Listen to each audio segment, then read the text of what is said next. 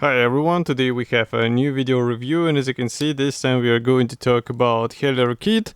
So it's a kit which is made in a traditional car scale. It's written here 124, and we have the 94 pieces inside. So this is not a new plastic, let's put it straight. It was released, I think, in the 70s. So in case you're expecting a new to BMW, you are wrong, or you are up for a surprise, because here you actually get the old plastic which just got a new box. Nevertheless, for some modelers it won't be a problem, because I think the kit was even reboxed by the Hasegawa and even the Gunze. And what we have here is a classic German racing car, so that's why it was interesting for me. I'm trying to get the small collection of the BMWs in scale, so that's why this one will be also good.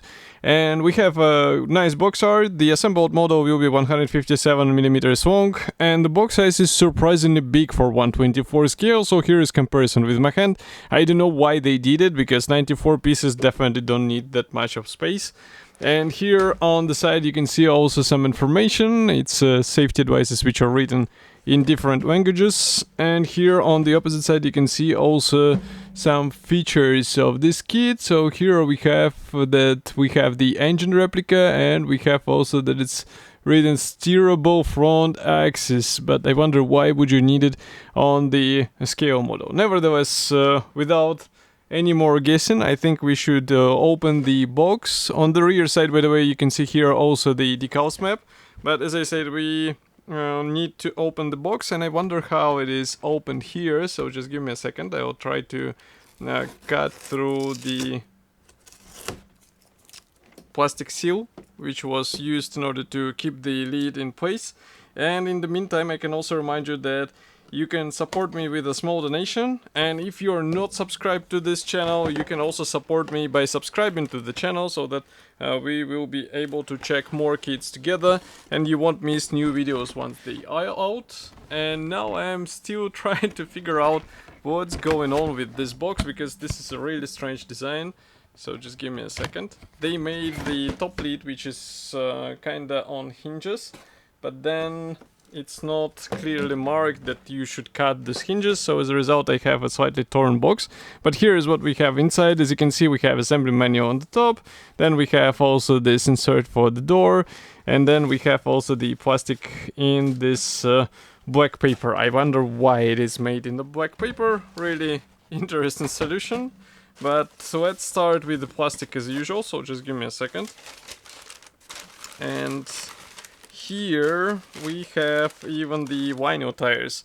So they were without the plastic bag, so that will be the quickest thing to show you. And as you can see, these are typical vinyl parts. We do not have any features on the tire walls, so do not expect something very unusual here. Tire pattern looks more or less okay. You need to sand them a bit, but I think this is somewhat typical for the vinyl elements in any kit. So this one is not something special or unusual, I would say.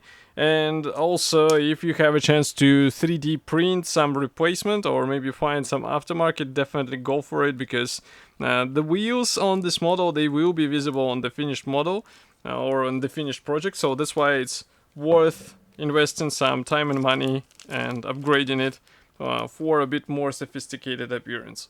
Next, I've opened first plastic bag.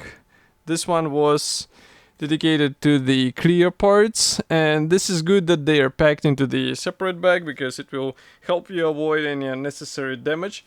And as you can see, we have a really surprisingly good molding quality for the clear parts. Some might say that the kit from 70s is not something what they will be expecting a lot, and it will include me in this group, but as you can see here we get quite a nice finish. And then we have the chrome parts. That's where you get the small reminder that magic does not happen everywhere. So that's why we have the chrome parts, which are kinda okay for the standard project. But in case you would like to have something a bit more sophisticated, you should go with the repainting all of these parts, maybe even replacing some of them. But the final choice is up to you, of course. Here, by the way, you can see the headlamp cases. They are looking really nice. They are molded as one-piece parts, but the attachment points might be a bit tricky to separate. So you will have to see how to work around this thing. Next, so that's why we have the black paper. It's because the sprues, the actual white plastic sprues, they are not packed into the plastic bag. They are just wrapped in the paper. And well, surprisingly it worked, because as you can see, the parts are absolutely intact. I don't see any possible issue here. And we have the seats here, also the firewall and dashboard. We have some suspension parts, steering wheel. That's the main frame, and here we have the engine even included. So just like the box cover promised, as you can see, we have the wheel axle and the engine. Also we have some additional parts for the engine, but I wonder if it would be possible to show what is actually under the bonnet, because including the engine and then making you close the bonnet, it will be kind of strange, but we will have to see it further in the video review.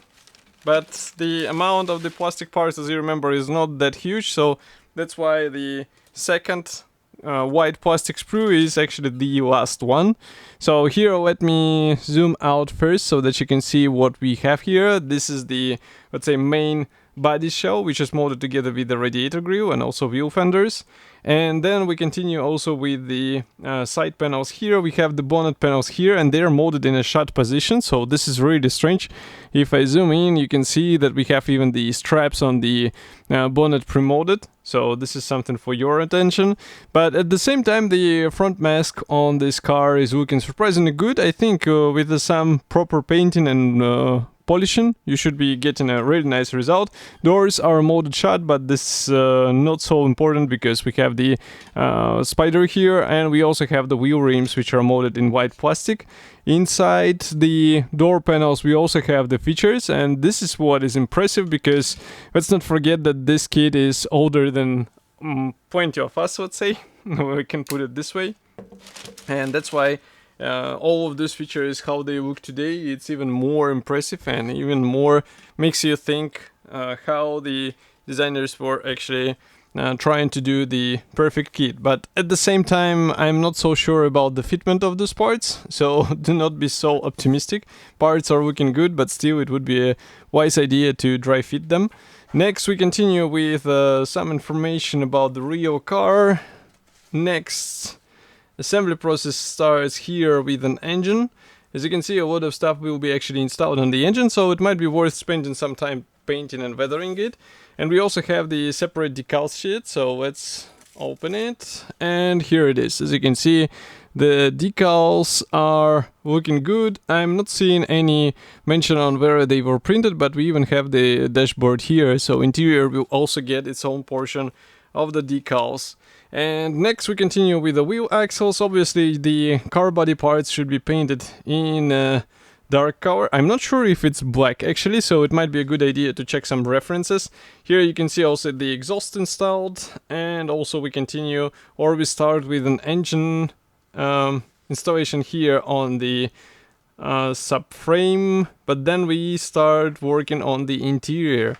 And that's where it gets interesting, because as you can see, a lot of things are actually going around. Well, the bonnet, as far as you can see, it will be assembled shut.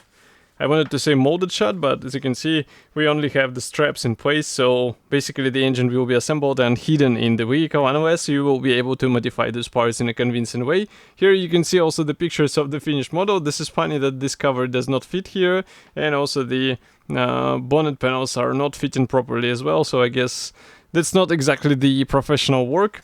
And here you can see also some website for some additional instructions.